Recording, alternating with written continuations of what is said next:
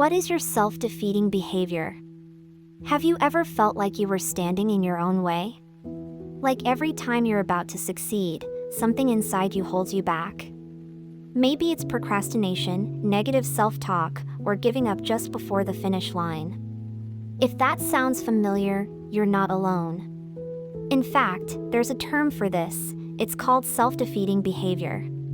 And in today's video, we're diving deep into what that means, how to identify your own patterns, and what you can start doing today to change them. So if you're ready to break free from your own internal limits and unlock your full potential, keep watching. What is self-defeating behavior? Self-defeating behavior is exactly what it sounds like: any action, thought, or habit that works against your own success or well-being. It's when you consciously or unconsciously do things that sabotage your goals. Sometimes it's obvious, like quitting a healthy diet after 2 days. Other times, it's subtle, like always being late to important meetings or constantly criticizing yourself until you give up. The tricky part is, we often don't realize we're doing it. These behaviors can be so automatic that we mistake them for just the way we are.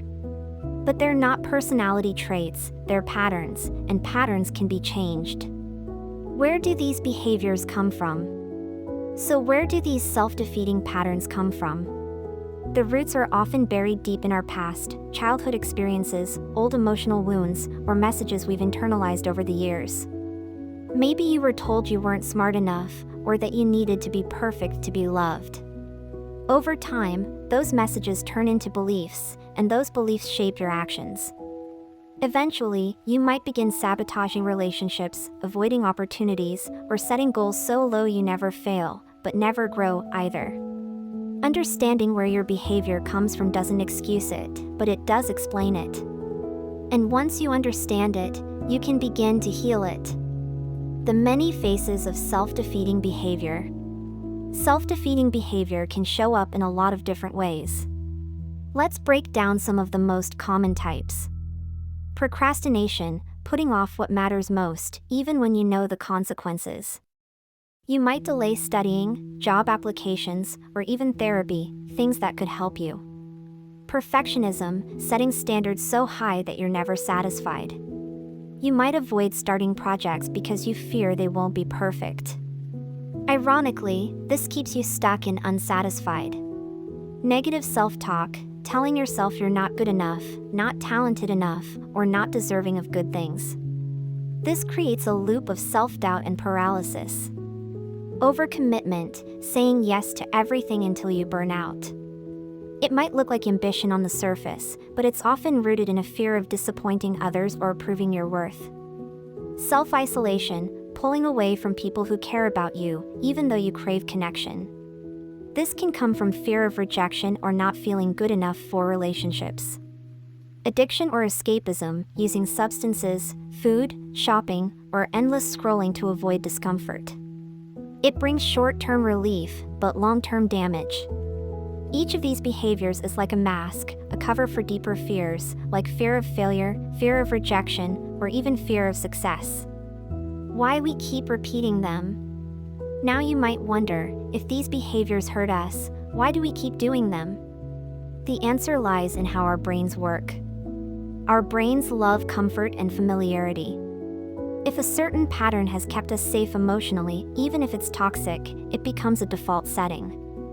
For example, avoiding conflict might protect you from past emotional pain. But in your adult relationships, that same avoidance could prevent growth or trust. Self-defeating habits are often survival strategies we've outgrown, but we never updated the software. Repeating them feels easier than facing the unknown. The illusion of control. Sometimes, self-defeating behavior gives us the illusion of control. Think about it: if you fail because you never tried hard enough, then it's easier to say, "I could have succeeded if I wanted to." That's more comfortable than giving your all and still failing. So we hold back effort to protect our ego. It feels safer to stay in control of our own sabotage than to risk failure we can't explain. But the truth is, this strategy doesn't protect you, it imprisons you. True freedom comes from giving your best, even if the outcome is uncertain. Self-defeating in relationships. Let's talk about how these patterns play out in relationships. Maybe you push people away before they can hurt you. Maybe you overgive in friendships, hoping they'll never leave you. Or you date people who are emotionally unavailable because that feels familiar even if it's painful. These patterns aren't random. They're learned, repeated, and reinforced by your history. You might unconsciously recreate the emotional environment you grew up in just to feel normal. But healthy relationships require vulnerability, communication, and trust, none of which can survive self-sabotage. How to spot your pattern. So how do you identify your own self-defeating behavior? Start by looking at areas in your life where you feel stuck. Ask yourself, what am I avoiding here? What stories am I telling myself about this situation? What would I do if I believed I deserved success? Then look at your habits. When things start going well, do you back off? Do you expect things to fall apart? Do you test people to see if they'll leave? These aren't random, they're signs. Journaling helps. So does asking a trusted friend what patterns they've noticed in you. Sometimes we need an outside perspective to hold up the mirror. Facing the fear beneath it. Beneath every self-defeating behavior is a fear. Fear of failure. Fear of not being good enough. Fear of losing control. Facing these fears isn't easy, but it's necessary. Start small. Acknowledge the fear instead of fighting it. Say, I'm afraid I'm going to mess this up, and that's okay. When you normalize the fear, it loses its power. Over time, you learn that discomfort isn't deadly. In fact, it's often the first sign of real growth. Building self-awareness. Self-awareness is the foundation of change. Without it, we're stuck in reaction mode. With it, we gain choice. Instead of going on autopilot, we pause and ask, what's really going on here? Meditation, therapy, mindfulness, these tools create that pause. They help us separate the emotion from the behavior. When you can observe your reactions without judging them, you create space to choose something new. That's where freedom begins, not in fixing yourself, but in knowing yourself. Creating new habits. Now let's talk solutions. Once you've identified your pattern, how do you break it? Start by creating small, intentional habits that reinforce a different belief. If you procrastinate, try working for just 10 minutes a day. If you isolate, text one friend once a week. If you people please, practice saying no to one small thing. Don't try to fix everything overnight. Focus on consistency, not perfection. Over time, these micro changes build a new identity, someone who shows up for themselves even when it's hard. Replacing the inner critic. Most self-defeating behavior is driven by an inner critic, a voice that says, you're not enough. You can't silence that voice overnight, but you can challenge it. When the critic says, you'll fail, respond with, maybe. But I'll try anyway. When it says, you're a mess, say, I'm learning. Replacing the critic with a compassionate inner voice takes time, but it's worth it. Be the voice you needed when you were younger. Kind. Encouraging. Patient. That's how healing begins, from the inside out. Set realistic goals. Another key to breaking self-defeating behavior is setting realistic goals. When we set impossible goals, we set ourselves up to fail. And failure reinforces the belief that we're not good enough. Instead, set small, achievable goals that build confidence.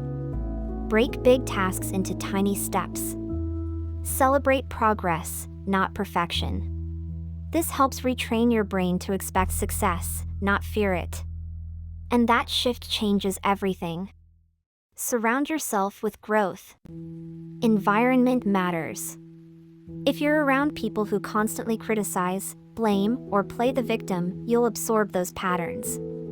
If you're around people who take ownership, show vulnerability, and support growth, you'll start doing the same. Audit your circle. Find mentors, friends, or online communities who model healthy behavior.